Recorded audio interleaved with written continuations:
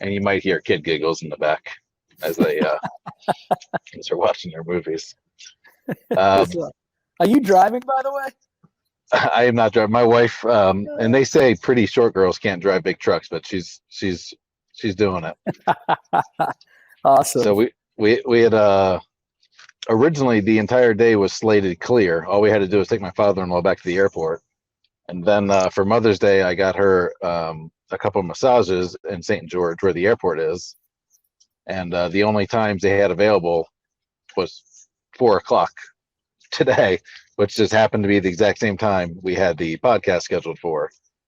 And then I just figured I'll be able to. We'll just find a place where kids can play, and I'll just sit down and record, and everything will go smooth. And you saw how that went. Well, I'll tell you what, you're a Renaissance man. I can't believe you got kids in the back, your wife driving, and we're doing this live. Good for you. Yeah. Well, it's what you got to do sometimes. All right, so re-record intro. 100% Dad, interviews with dads. We got Craig. And Craig, tell us a little bit about yourself. Yeah, thanks for having me on. I'm excited to be here. I'll give you the quick intro. Born and raised in San Diego. I'm a father of 3 boys, 1, 3, and 5 years old. Married to an amazing woman named Nicole.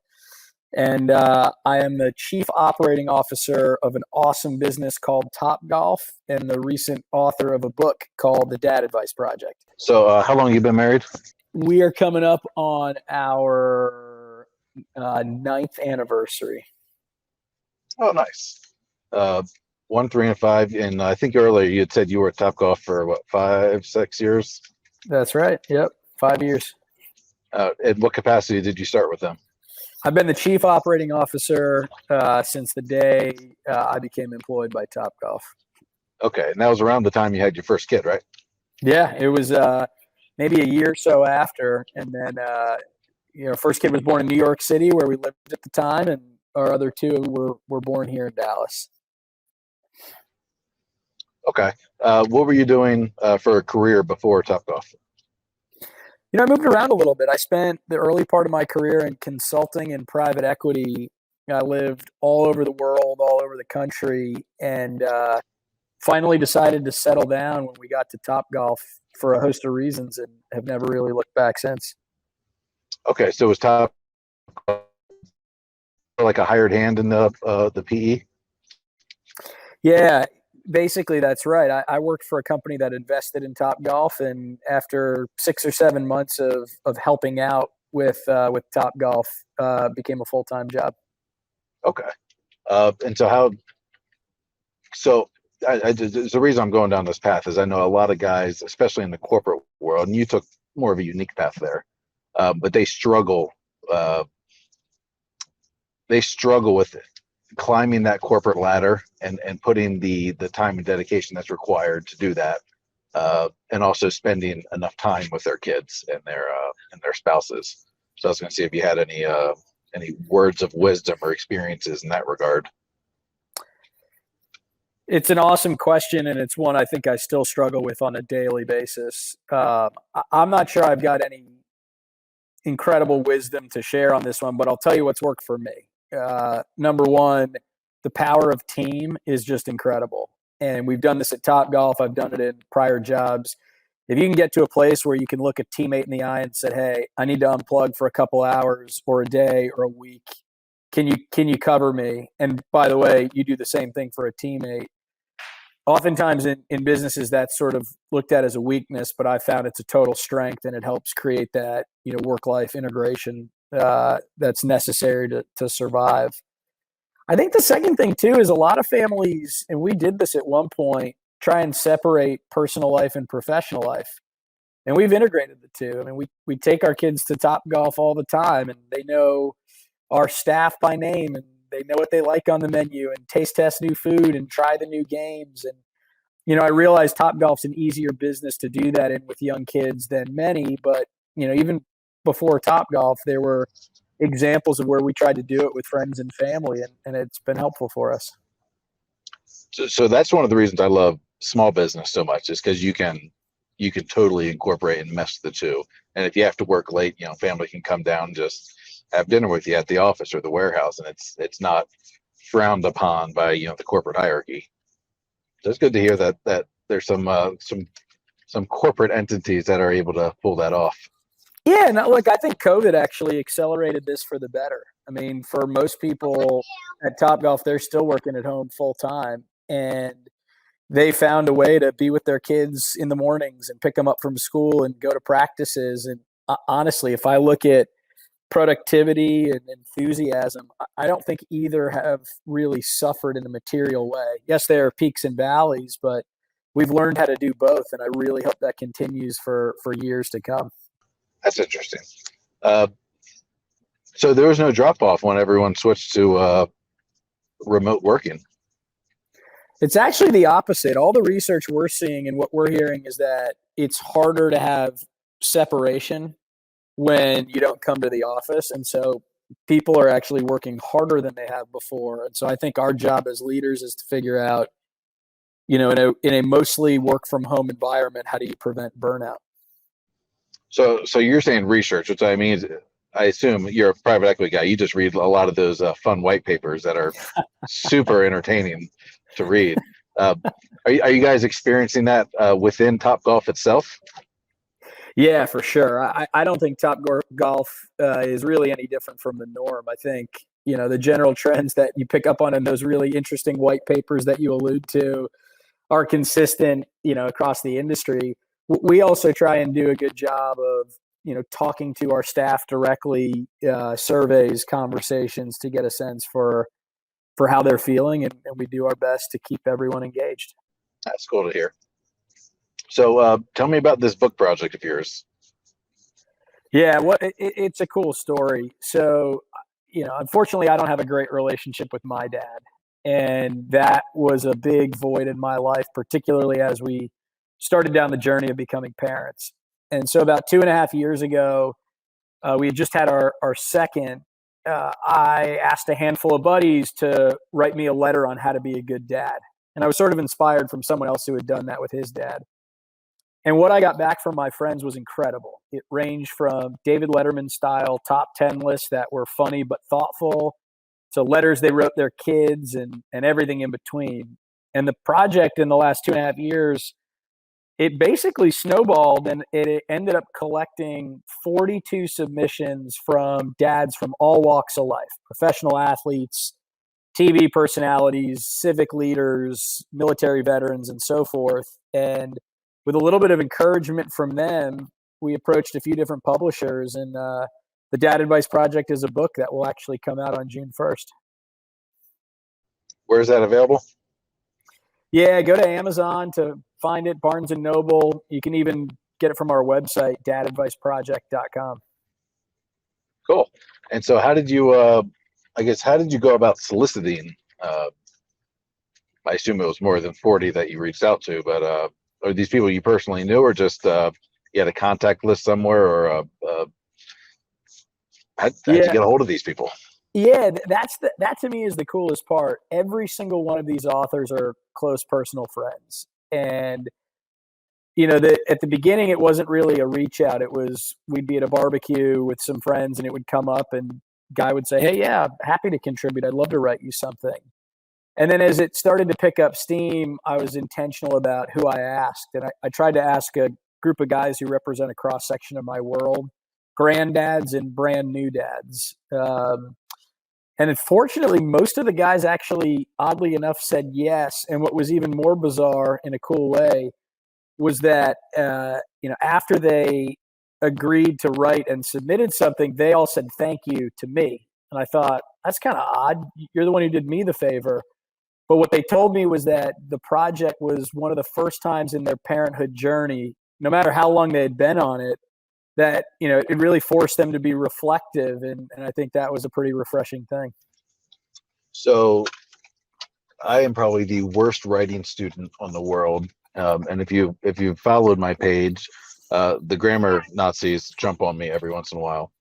But I like writing because it gives you that kind of clarity, and you have to sit there and reflect. And all right, this should go smooth. All right, so my point was there. I totally get the I totally get what they were saying because while I was awful at writing, I genuinely enjoy writing just in my own way because that gives me such, use a great word, reflection there, where you really got to put thought into it. And when you put pen to paper, it just really clears up everything for you. You get a better image and a better path to follow, and a better understanding of a subject you live every day, but you just really don't, maybe don't always reflect on it, and certainly don't put that much effort into it. So I love it. I mean, I almost encourage any father to kind of sit down and at least, write out your values and your reasons why you think the way you do or you act the way you do, which is a weird thing to do if you're just, if you're not used to it. It gives you a lot of clarity and some solid perspective. I totally agree, and I think that feedback was consistent from the guys who wrote something. And what's actually kind of cool is when someone sits down to write something, their voice tends to shine through. And so as you go through the book, chapters may range from a half a page to 3 or 4 pages, but every single one of them, like, you really get a sense for who the author is through the tone of his voice. That's always good. So how long are those submissions? Are they just like 1-pagers, 2-pagers? They're short. This is what I would affectionately refer to as a leave it on the toilet seat kind of book. You can read a chapter in the morning and 4 days later come back, pick up the book, and you're still in good shape. And, it takes somewhere between 30 seconds and 4 minutes to read a submission. That's good. His book was like that I really liked. I'm gonna have to see if he's written more. Is Mike Rowe, the Dirty Jobs guy. He wrote a book, and it was kind of based off stories of his podcast. But he's actually a really good writer. So I just read that like 3 weeks ago, so it's fresh on my brain. But each chapter was its own story. So you can set it down, pick it back up, and you don't have to remember what was going on. You don't get lost in a long, in-depth process. But I enjoy books like that every once in a while. I love it. I'll check it out. Yeah, he's also a good writer because he makes you think one thing's happening and then twist it at the very end. And so I don't know a lot about him. I used to watch him 10 years ago on Dirty Jobs when I was in college. I guess that was more than 10 years ago. But he's actually a really gifted writer. I really enjoyed reading this book. So I hope he has more out there, but it might be his only one. One other quick recommendation for you or any of your listeners, if you like books like this, check out Tools of Titans by Tim Ferriss. He writes 1 to 3 page summaries about spending time with just these unbelievable people, and he divides the book into 3 sections: health, wealth, and wisdom. And really good read. Tim Ferriss, Tools of Wisdom. Okay. Does it come out June 1st, or is it already out? The book is listed on Amazon and Barnes & Noble. It'll be delivered, we think, by June 1st. And okay, so these are pre-sales. We're in pre-sale now, yep. Okay. And is this so you're saying delivered, so I assume that means these are physical hard copy books. Physical hard copy book, fits in your briefcase. And actually, here's one thing that's kind of cool. All the authors in the book came to my house this past week in Dallas to meet each other for the first time and celebrate the project they'd contributed to. And we filmed some content. So anybody who leaves a review or buys a book and sends us a copy of their receipt or review to gift@dadadviceproject.com, we're going to send them a video of all these authors giving their advice on how to be a good dad. That's cool. How do you I can't get my next door neighbors to all come to the house at the same time, much less 42 people from around the country. Jeez. Yeah, it was special. That's cool. So what is one of the, I guess, give me some of your better takeaways from this book, some of the better things you picked up that, I don't know, just made a mark, impacted you somehow. I'd say there's 2 types of advice I took away from the book. The first are a series of themes that are most common and showed up more than any others. Love your wife and make sure your kids see it. Make sure your kids feel psychologically and physically safe. Make sure they know failure is okay. Those types of themes. And you have to decide, whether because they came up so often that makes them obvious or makes them really important. Maybe both. For me, it's a reminder to keep those themes top of mind. The second type of theme that came up are one-off, really interesting tactical ideas that only one author shared. But as I learned the ideas, we started implementing them within our family, and it's just made a really cool, adventure out of parenting. So can you be more specific? Yeah, absolutely. Let me give you 2 or 3 examples. Sure. One example comes from a guy named Josh Redstone. Josh has this tradition with his family where when they do family dinners and set the table, and they eat together all the time, but they may set the table only once a month. They'll take turns and have every kid and adult, one by one, stand on their chair, introduce themselves to the rest of the family by name, state their age, and then say one thing that they're grateful for. And so we started doing this as a family, and now when we do family dinners, unprompted, our kids decide who's going to go first and say what they're grateful for. By the way, everyone knows practicing gratitude, creates joy in your life. Absolutely. I'll give you one more example. I think the world is sometimes, particularly lately, overly serious. And one of the authors, a guy named Chris Stroud, who plays on the PGA Tour, he's got 2 beautiful daughters. He and his wife, at least once or twice a year, take ridiculously silly photos and make a point to frame those photos and put them up in their house. And it's a constant reminder to their girls that their parents were with them for some fun times. And we've done the same thing with ours. An elaboration of that, documenting kids when they're younger. I am such a big proponent of now because that's what we're doing. And before we went on this tour, I wasn't a little bit more against it. I was more of like, if you're going to be somewhere with your kids, like stay in the moment, get off your phone. And I'm still there, but now I'm more of pull out your phone and take some time to record those playground moments. There's times at the park when you go to the children's museum, when you're just out doing stuff at dinner, like get some pictures, get some video, and then stitch it all together, like monthly, quarterly, yearly, and basic editing, just so it's not shaky footage and boring, and 6 hours of watching a kid look at a seal. Because man, as time rolls on, that stuff my wife has from her childhood that our kids love to watch. And that's something like, now that I'm older, I never cared before, but now that I'm older, I kind of wish there was that kind of footage of me when I was younger. And now that we have it of our kids, I like, even at this age, going back and reflecting on how they were younger, and they like watching themselves younger. And I think it's going to be timeless stuff that we will never be sorry that we did. Yeah, I totally agree. And by the way, we have no excuses. When we were kids, you needed like some giant camcorder and a VCR in order to watch yourself, and times have changed.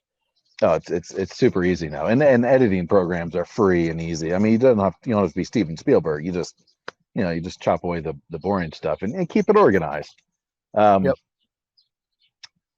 So with that many people, I would think that there'd be some, as you read through it, there'd be some maybe conflicting advice where one guy tells you one thing, another guy tells you another. Did you come across any of that?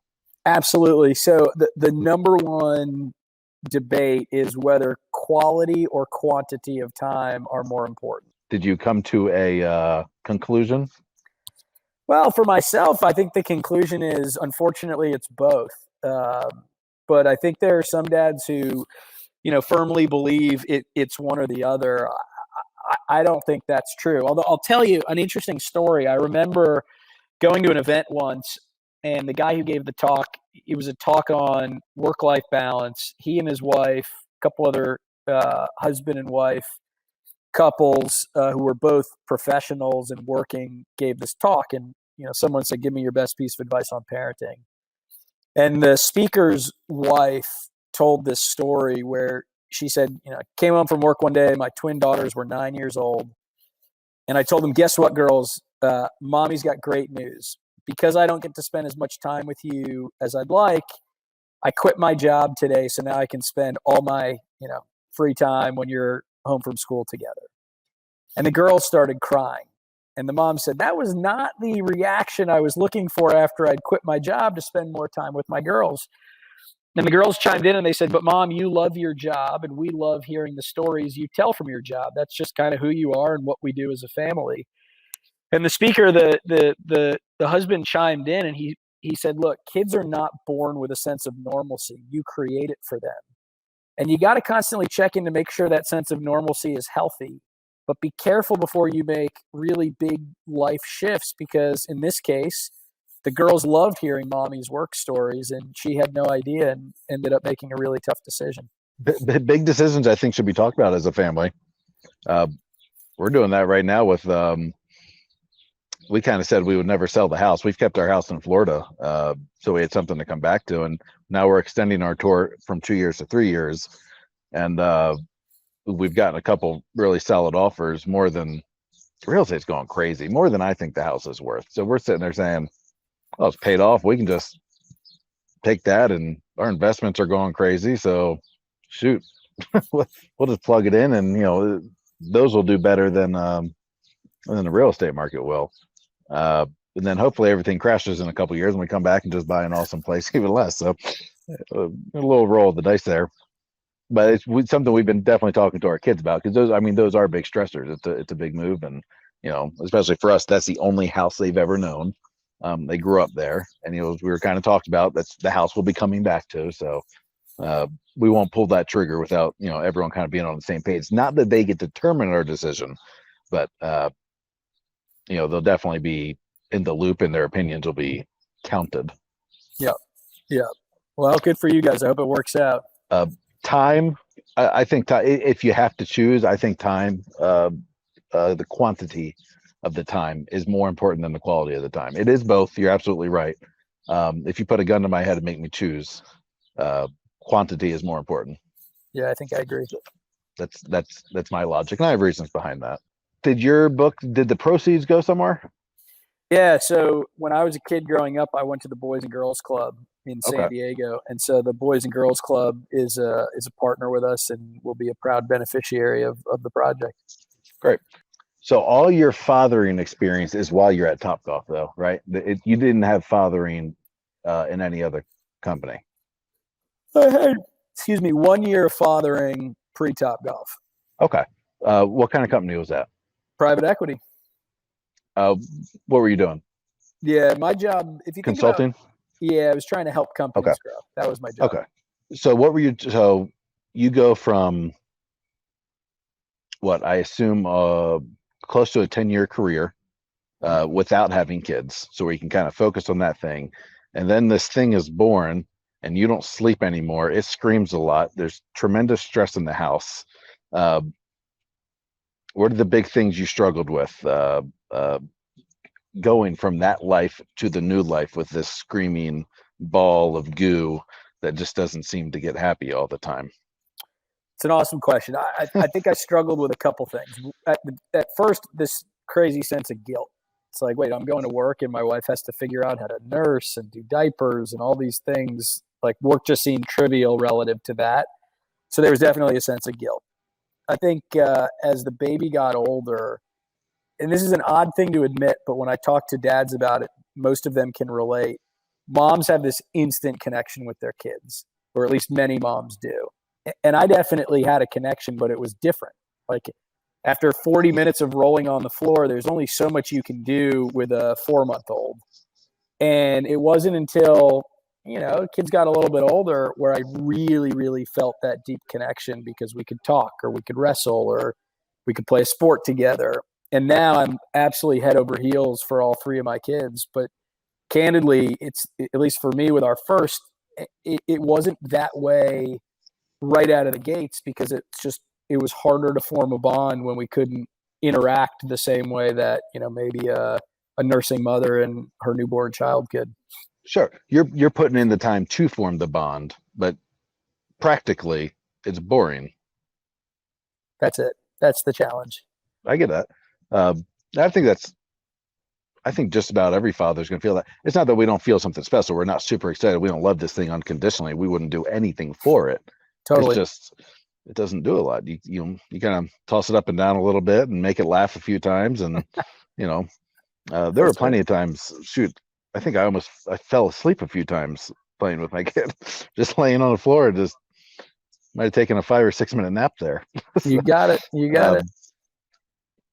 And I do think there is a natural shift between kids. They kind of hang out with their moms a lot, and that's the comfort and the loving, the more loving parent. And then, as we get to these older stages, it's going to shift to, especially with boys, because I think if I remember right, you have all boys. Um, it's going to be a lot of adventures and going out and just doing boy stuff and man stuff with dad. And, Oh, you know, totally. I'm in the same boat as you. I'm super excited about that. I want to do, especially now that we're really exploring the country. Like, I want to just go out in a truck and some tents and maybe a canoe or two and just spend like 2, 3 months of a summer just going down rivers and camping on the banks and, fishing for food and trying not to get eaten by bears. Like, I think, as the boys are teenagers, I just think that would be a ton of fun. Yeah, totally Um, agree with you. unless we get actually eaten by a bear, which would make it less fun. You won't remember it, so it'll probably be okay. Well, I'm somewhat athletic. I'm hedging on the fact that I can outrun at least one of my kids. Don't look back. Yeah, yeah. I've learned. So we're East Coasters. Black bear, you just scare away. Like you stomp at them and yell at them, and they run away. And we've learned these West Coast bears are not the same. You stomp at a grizzly bear, and you're dinner. What are you supposed to do? Just freeze? Bear spray. Everyone just says bear spray. That's it. Like you have bear spray, you deploy bear spray. Uh, and that seems to be like the most effective thing because I usually carry, and they say unless you just get a good clean headshot, you're just pissing that thing off and it's going to come charging at you and kill you. It's just like bullets aren't. They have so much adrenaline and anger that runs through them that it's just they don't feel it. They don't stop. It's weird. Where in the country are you guys on this epic camping adventure? Oh, all over. I think we've done this year. We just hit our 12-month 2 days ago. So we've been a full year now. And the kids are homeschooled? Yeah, we homeschooled prior. So Florida's got a big homeschooling community. I think Texas does too. And so it's a very normal thing. All the kids kind of wake up when they wake up and have breakfast and homeschool, and they're all done by noon and they all go to the beach and play. So we were homeschooling before. We homeschool now. We've been out for a year. We've done 30,000 miles, I think 22 states.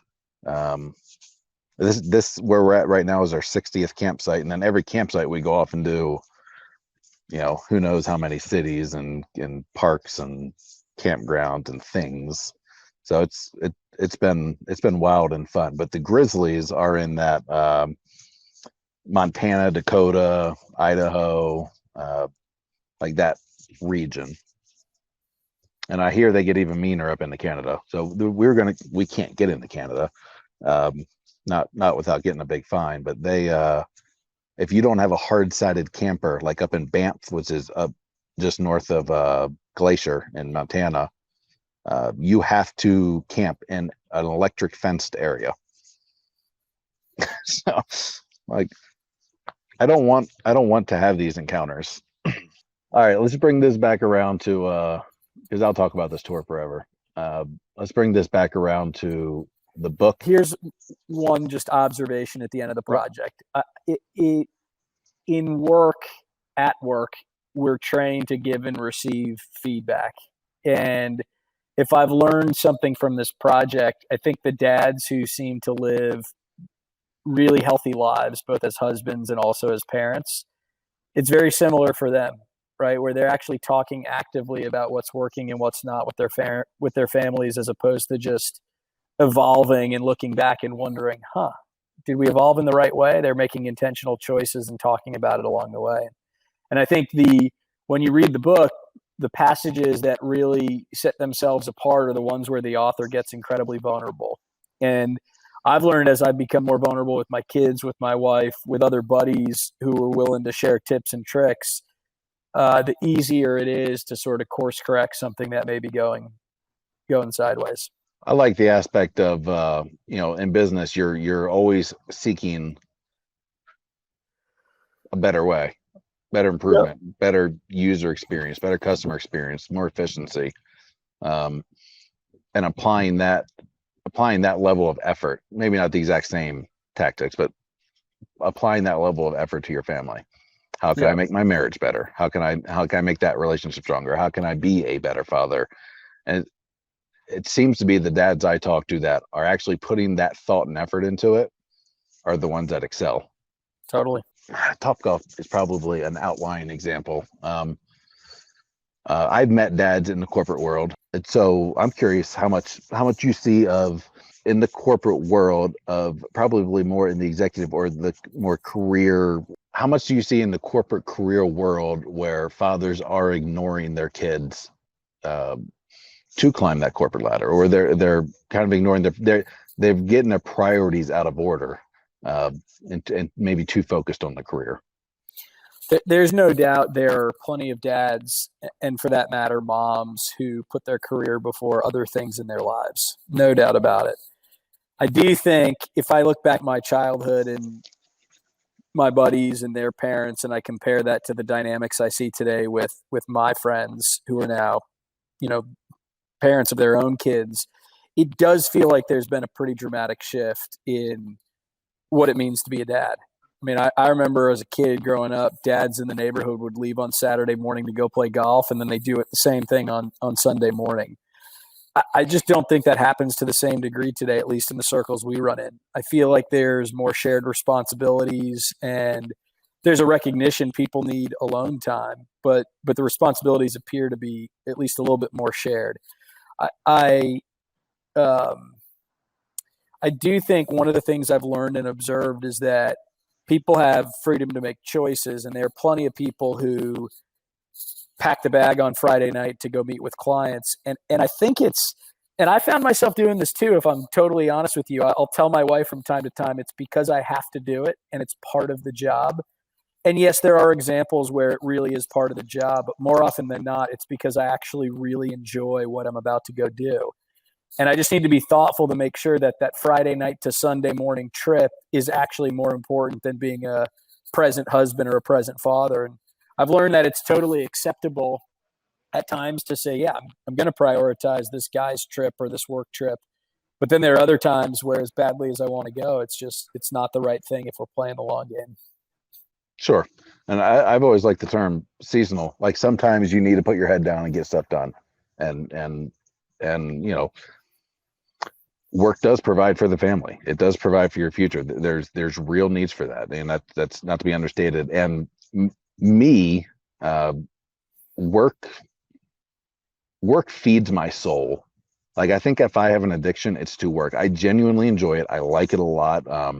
If I was a bachelor, I would probably have a loft at my office or warehouse where I could just sleep there, because I like burning the midnight oil. Like I like pushing things forward. I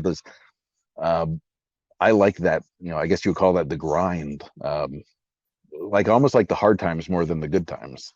But it's seasonal. As a father, it was so maybe it might be a stretch of a few weeks or a couple months of just, we've got a new business and we've got to push this thing hard, and we just don't get to see kids a lot. And in the small business world, they can come to you, you can come to them in the middle of the day, things like that. So it's a little different, especially with the homeschooling family. But then there were other times where business is good and I can be home breakfast, lunch, and dinner. Yep. And it was an excess of time with the family to make up for the excess of time without the family. I get it. Which it's why I love small business. I just think that's easier to achieve when you can when you work in that type of environment. You sound like a hell of a dad. You've put a lot of thought into this. I admire it. Curious about this. So I knew from a young age I wanted to be a dad. Like I looked forward to the aspect of having a family, and I knew I wanted to have them young so I could kind of play with them and relate to them. Like I guess my father was younger, and so we could wrestle around, and I just always kind of liked that. You just kind of remember it better, and your knees aren't hurting and all that kind of stuff. It's just something I always wanted to be. And then as I got older and I understood, like you said, you kind of know your circumstances. I was born into a divorced family, so it's all I ever knew. Like there wasn't a crushing moment where mom and dad split. But once I got older, I kind of realized how those things were going, and I kind of started to sit there and say, all right, these are the things I like and these are the things I don't like. Like I genuinely don't like the thought of divorce. I don't like what that did to the family, because as I got older, I started to recognize what was happening in those custody battles, and I started to recognize what mom saying about dad and dad saying about mom, and what the step parents are saying. And as I got even older, my dad divorced again, so I got to like witness that firsthand, where that didn't break my heart because it was a stepmom, but I could see it with my sister, that was her mom and dad. It was a crushing blow to her. And it was just something I kind of made up my mind early. Like, I want a family, want to have them young. I want to be super involved. And, I don't ever want to be divorced. Like, I don't ever want to be in custody battles. I don't want to ever be in front of a judge arguing that the woman I picked is a bad mother all of a sudden, and that she shouldn't have as much time, or like this stuff just gets nasty. And from a very young age, I know I didn't want that for my family. Like, I wanted to be a better example. Yeah, I hear you. I just really appreciate you having me on. What a privilege to get to know you a little bit better and to share tips and tricks from the Dad Advice Project, and to honestly hear about your own experiences. And I'm really looking forward to spending more time and continuing to listen to your podcast. I think what you're doing is really cool. Absolutely. And put it one more time for the closing statements, where to find the book and when it gets released. Book is called The Dad Advice Project. Go find it on Amazon. It comes out June 1st, just before Father's Day. Perfect. So the perfect Father's Day present. There you go. All right. Thanks for coming on. Hey, really appreciate it. Let me know when it goes up so I can send it to my buddies and promote what you're doing. Absolutely. Have a good one. All right, take care. Bye. Huge thanks to Craig Kessler on this. This is really our first big promotion. We really don't put a lot of products out there and promote them, but this is a solid book. This is something, we've done a little bit of ourselves, getting dad stories and dad wisdom and putting it out there from a multitude of different perspectives. So I think it's a great book. I think everyone should certainly consider and look into it. Check it out. It never hurts to get dad tips and dad pieces of wisdom from other dads, especially dads that have done it right. This is 100% Dad Podcast, interviews with dads.